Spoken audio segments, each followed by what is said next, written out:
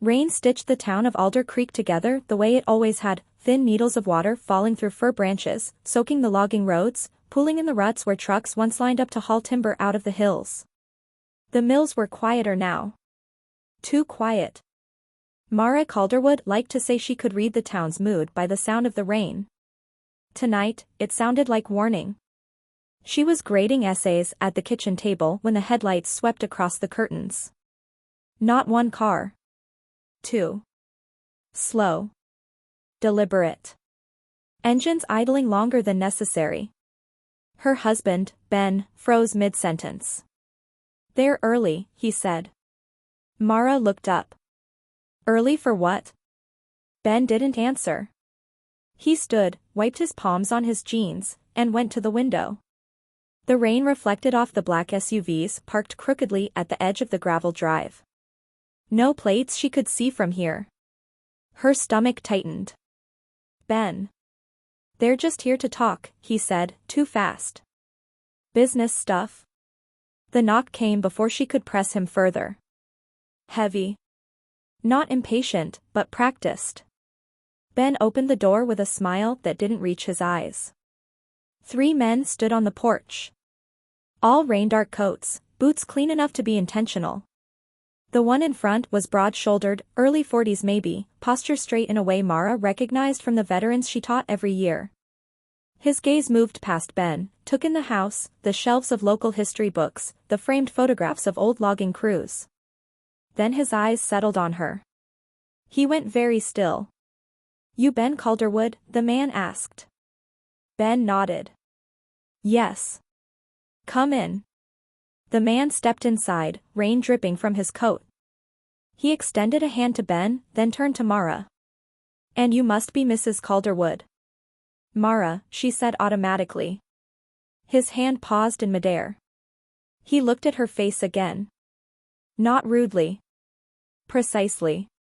Like he was comparing her to something he couldn't quite place. "I'm Cole Mercer," he said finally. "We're here on behalf of Cascade Horizon Capital." Ben cleared his throat. "I told you, the land's just a temporary." Cole raised a hand gently. "We'll get to that." His eyes returned to Mara. "You run the Historical Society, right?" he asked. "Yes," she said, wary now. "And I teach at the high school." Cole nodded once, slow. "Thought so." Ben laughed nervously. "See? She's the brains. Keeps all the records. Knows the land history better than anyone." Cole's jaw tightened. Ben didn't notice. "She can help you," Ben said quickly. "Paperwork, inventory, whatever you need. She's smart." "She's." "Ben," Mara said sharply. Cole's eyes snapped to Ben. "Did you just offer your wife as collateral?" Ben swallowed. "I'm just saying." Cole stepped closer to Mara. Lowered his voice. "What's your mother's name?" Mara blinked. "Evelyn." "And your grandfather?" She hesitated. "Elias Calderwood." The room went silent except for the rain. Cole exhaled slowly. "Eli Calderwood didn't die in that mill fire," he said. "Did he?" Ben stared between them.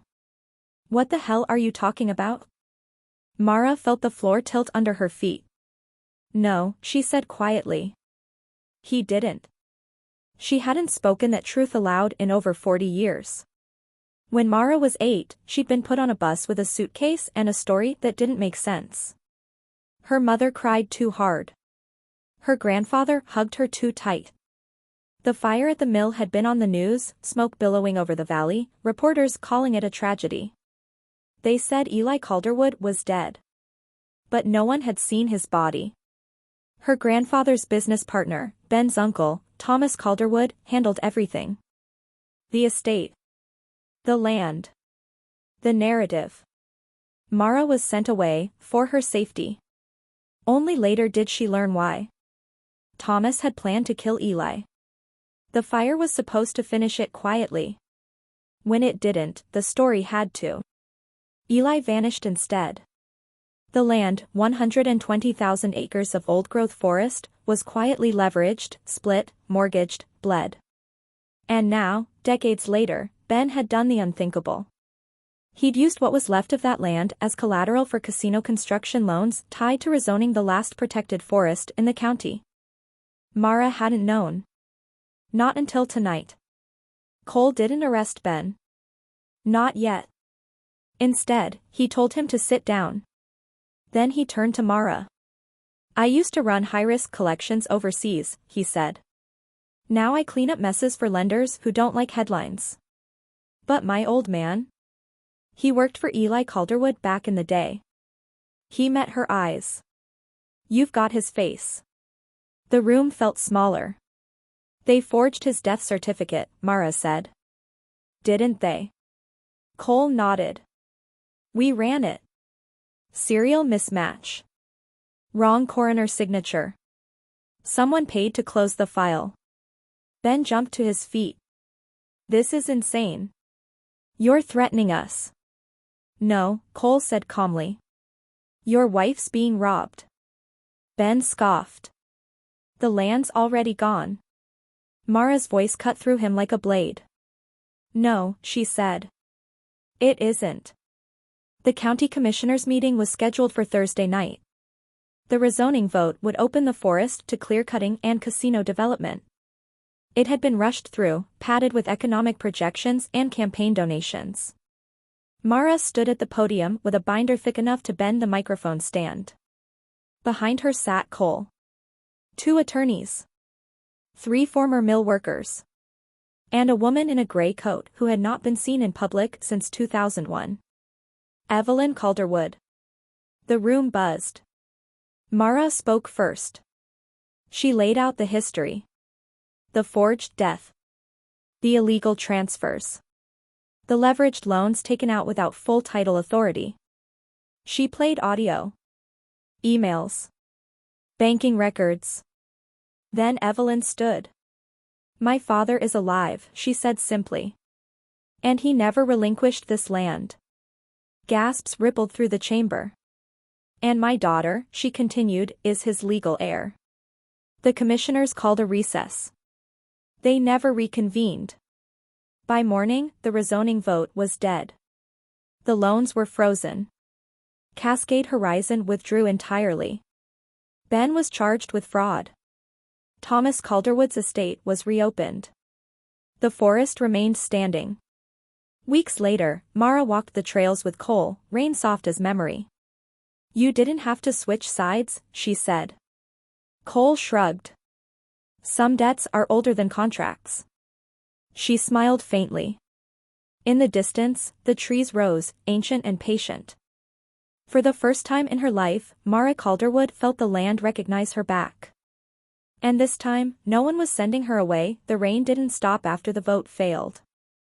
It kept falling for days, steady and insistent, as if the land itself were exhaling after holding its breath for decades. Mara stayed busy because stillness made her hands shake. Reporters called the Historical Society nonstop. Old loggers showed up with boxes of documents they'd been holding onto since the 70s, maps, contracts, photographs of men standing in front of trees that were now considered priceless. Every scrap of paper felt like another bone returning to a long-missing skeleton. Evelyn moved into the spare bedroom quietly, like a guest who didn't want to disturb the house. She and Mara spoke in the evenings over tea, carefully at first, then with growing ease. There were years they didn't touch, too heavy, too sharp, but the silences between them softened. Ben tried calling. Mara let the phone ring.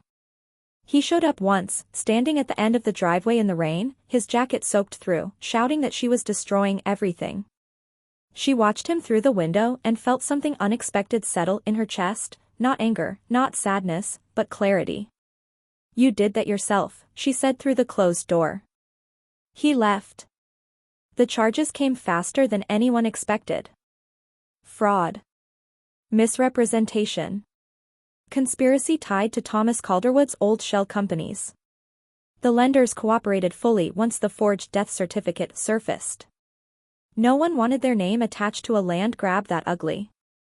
Cole stayed in town longer than planned. He helped coordinate security when threats started appearing, anonymous letters, a slashed tire, a burned-out mailbox at the edge of the property. Nothing escalated, but the message was clear: some people were furious the old rules no longer applied. "Land like this makes enemies," Cole said one night as they stood on the porch.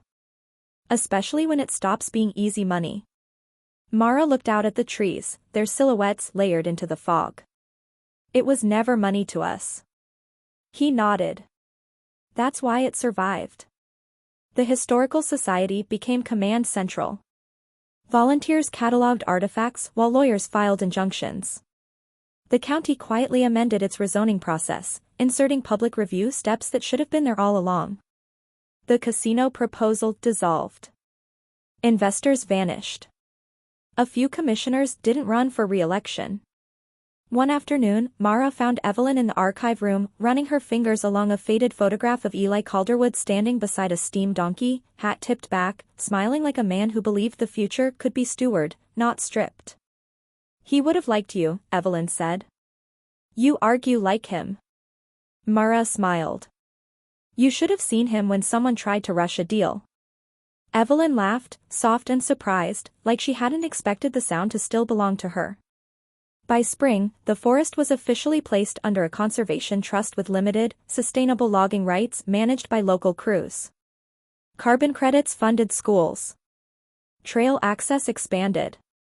The town's economy shifted, not overnight, but enough that people could breathe again. Mara resigned from teaching at the end of the year. She didn't leave education, she expanded it. The Historical Society became a living archive, a place where students learned how power worked, and how it could be challenged with records, patience, and truth. On a clear morning months later, Mara and Cole walked to the ridge where the fire had supposedly taken Eli's life. The scar was still there, mossed over but visible if you knew where to look. "Funny thing about cover-ups," Cole said. "They rot from the inside." Mara knelt and pressed her palm to the earth. It was cool. Solid. "They always do," she said. Below them, Alder Creek stretched out, small but stubborn, stitched together by rain and memory. The land hadn't forgotten. Neither had she. And for the first time since she was 8 years old, Mara Calderwood wasn't guarding a secret. She was protecting a legacy. The summer arrived quietly, the way real change often does. No headlines. No helicopters. Just sunlight breaking through clouds that had hovered over Alder Creek for as long as anyone could remember. Mara stood at the edge of the forest one morning as a group of middle school students followed a ranger down a newly marked trail. They carried notebooks instead of chainsaws, curiosity instead of contracts. She watched them stop at an old cedar, its bark scarred from a lightning strike decades earlier, and felt something in her chest finally settle. Evelyn sat nearby on a folding chair, wrapped in a blanket, her hair silver in the light. She looked smaller than Mara remembered from childhood, but steadier, as if the years of hiding had been a weight she'd finally set down. "You did this," Evelyn said softly. "We did," Mara replied. The legal work wrapped itself up piece by piece. The courts officially invalidated the forged death certificate. Eli Calderwood was restored on record, not as a ghost, not as a rumor, but as a man who had been robbed of his name and his land. His descendants were acknowledged. The trust was permanent.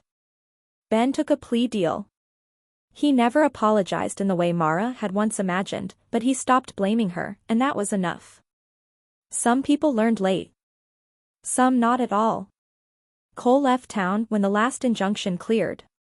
Before he went, he handed Mara a thin folder. "Your grandfather kept this with him," he said. "Figured you should have it."